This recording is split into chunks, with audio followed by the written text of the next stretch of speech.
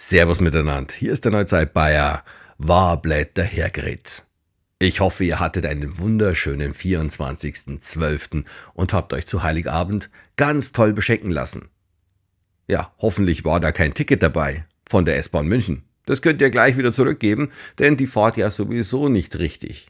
Ja, aber okay, jetzt sagt ihr vielleicht, jetzt tritt er schon wieder auf einen Totgeglaubten drauf. Ja, ich wollte heute am 25.12. eigentlich ein kleines Update bringen zur S-Bahn München, so einen kleinen Rap mit allen Ausfällen, die es in der letzten Zeit gab. Aber das ist schon gar nicht mehr möglich, weil der Rap wäre ungefähr 24 Minuten lang oder 25, ich habe so ein bisschen durchgemessen, weil das kriege ich gerade nicht unter in 3 Minuten. Denn es ist ein Ausfall nach dem anderen. Gestern zum Beispiel am 24. hat es die S7 erwischt, heute in der Früh am 25. hat es die gesamte Stammstrecke erwischt. Was ist passiert? Ein Feuerwehreinsatz. Ja, wird wahrscheinlich auch passiert sein, aber man hat so das Gefühl, man ist ein bisschen im 4. Weltkrieg.